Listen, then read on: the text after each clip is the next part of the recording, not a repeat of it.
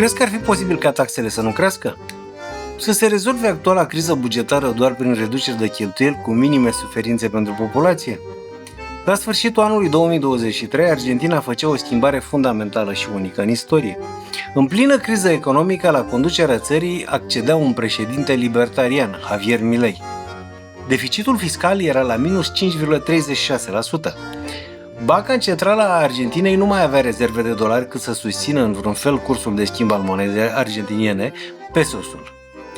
În fapt, deficitul băncii centrale era mai mare de 11 miliarde de dolari. Veniturile populației se erodau rapid și rata sărăciei creștea. Economia era în recesiune. De ce spun toate astea? Pentru că și noi suntem într-o situație grea și avem în față același gen de opțiuni pe care le-a avut Argentina acum un an și jumătate. România este într-o situație ceva mai bună. Deficitul este mai mare decât în Argentina, minus 9,3% din produsul intern brut al României. Dar avem rezerve suficiente la Banca Națională pentru a susține moneda, avem o creștere economică modestă și o rată a inflației de doar 5,6% pe an în scădere. În fapt, rata inflației lunare a fost de 0,3% în mai 2025. Ce a făcut guvernul președintelui Javier Milei? Primele măsuri au fost stabilizarea cursului monedei. Guvernul a eliminat cele două cursuri de schimb impuse pentru pesosul argentinian, unul pentru populație și altul pentru firme, între care exista o diferență de 150% și a devalorizat drastic moneda. Rezultatul a fost creșterea inflației, pentru că prețurile interne la tot ce este importat au crescut imediat, dar a eliminat minciuna întreținută de aceste două rate de schimb. Banca Centrală a început să acumuleze dolari pentru a-și reface rezervele. Tăierile de cheltuieli publice au fost adânci, severe. Guvernul a rămas cu 9 ministere din 18. Numeroși angajați au fost concediați. Primii concediați au fost angajații contractuali, cărora nu li s-au mai reînnoit contractele.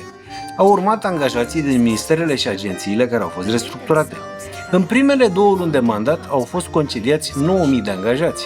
Ulterior au fost anunțate alte 24.000 de concedieri.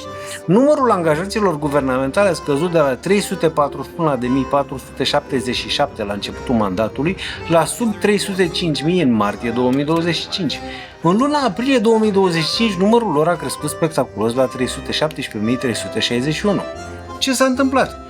Creșterea bruscă a numărului de angajați guvernamentali în Argentina în aprilie 2025 pare să fie legată de o redresare economică semnificativă și de restructurări administrative în contextul reformelor președintelui Javier Milei. Contextul economic. În aprilie 2025, economia Argentinei a înregistrat o creștere anuală de 8%, una dintre cele mai mari din lume la acel moment. 1.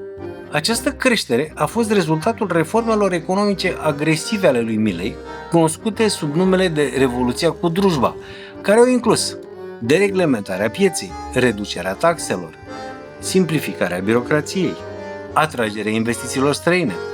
De ce a crescut numărul angajaților?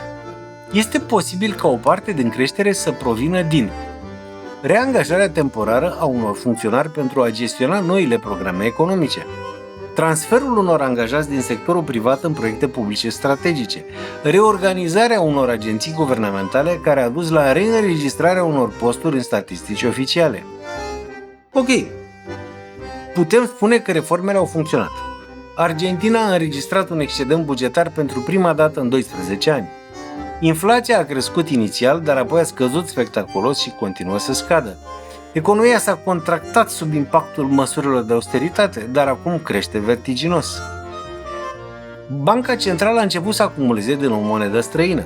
Sigur, Argentina are încă probleme de rezolvat, cum ar fi deficitul comercial, rata sărăciei, șomajul și multe altele, dar situația este incomparabil mai bună. De ce merită să ne uităm la exemplul Argentinei? Pentru că avem nevoie de o reformă la fel de radicală pentru a rezolva problema deficitului nostru bugetar de minus 9,3% din PIB. Practic, la fiecare 3 lei cheltuiți de guvernul nostru, unul este împrumutat pentru că are venituri de doar 2 lei. Milei a redus cheltuielile statului cu 27% pentru a ajunge pe excedent încă din prima lună de mandat. Noi ne codim să tăiem, deși ar trebui să tăiem vreo 34% din buget. Doare când face asemenea tăieri? Absolut! Zecile de mii de funcționari guvernamentali nu au fost prea fericiți.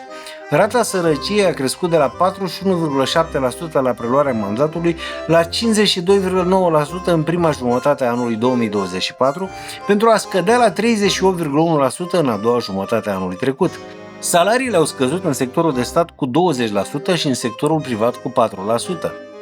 Ce vreau să vă transmit cu filmul ăsta este că o să doară, indiferent dacă reforma va avea succes sau nu. Nu se poate fără reduceri drastice de cheltuieli. E o iluzie că se pot aduce 34% mai multe venituri la stat prin modificări de taxe. Primele efecte vor fi negative. Șomaj, scădere economică, scăderea puterii de cumpărare. Dacă reușim, va merita. Dacă nu vom reuși, vom suferi și mai mult pentru mai mult timp. Putem? Clar că putem! Argentina e o țară cu 46 de milioane de locuitori, cu 317.000 de angajați în administrația centrală și 450.000-500.000 de angajați în tot sectorul de stat. Noi suntem o țară cu 19 milioane de locuitori și 1,3 milioane de salariați la stat. Adică ei sunt de 2,42 de ori mai mulți decât noi și noi avem de 2,6 ori mai mulți angajați la stat decât ei. Am făcut mai de mult un film în care arătam că ei au 5.000 de angajați la fisc și noi avem 22.000. Clar că administrația noastră e excesivă, exagerată și ineficientă. Asta e situația, vedeți ce decizii luați fiecare individual. Una bună ar fi să vă abonați la canalul meu pentru un conținut serios ca acesta. La revedere!